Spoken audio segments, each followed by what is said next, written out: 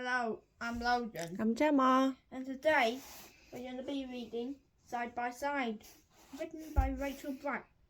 Illustrations by Debi Gliori.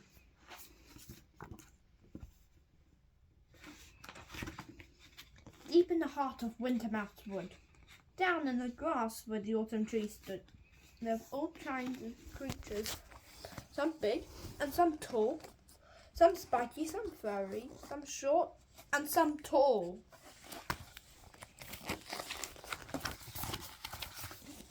And here was a family of mousily folk who nestled in burrow holes under an oak. And the tiniest, weeniest, youngest of those, who had sticky out ears and a wistily nose, was named Little Mouseling. She had a huge heart. She loved times together, not ever apart.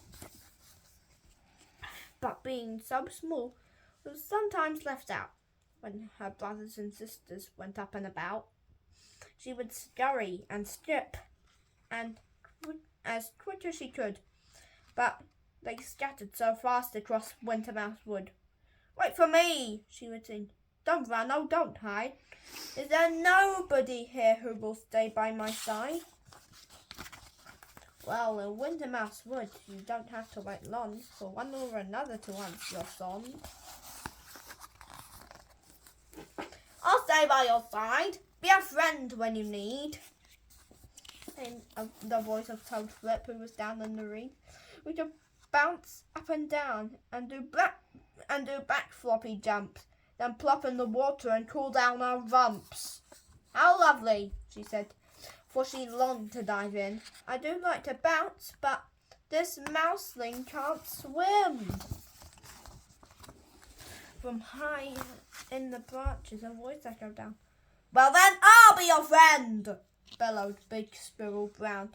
"We could pack up a picnic of hazelnut pie. Now up side by side till we're touching the sky." "You're too kind," tinkled Mouseling. "We'd have such a nice time, and I do like nut pie, but I'm too scared to climb." Our Hootie, she wanted to soar through the sky, but as everyone knows, of course, mouselings can't fly. Fatty Fangs, he wanted to stay up till dawn, but even the thought of it made Mouseling yawn. She stared at the sky with her eyes big and wide. Would she ever find one who will stay by her side? And as dark came in shadows and rain dropped in drips, this mouseling ran out of her scurries and skips. So she sat very quietly in her silvery fur. No one seemed perfectly matching to her. It seemed in this world she was out on her own. Deep in Wintermouse Wood, she felt quite alone. But somebody had heard her side-by-side song. Someone who'd been around all along. He popped up his head from a very small hole, a tiny full, weeny-muss little black roll.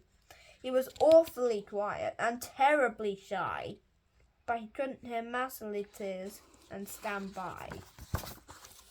He popped. "I'll be your friend," and he gave her a wink. "Shall we dance ourselves happy? What do you think? We can make up some songs," he said, stroking his chin. "Perhaps all of the wood would want to join in." Oh, this was her other. They'd make a great pair. If only she noticed, he'd always been there.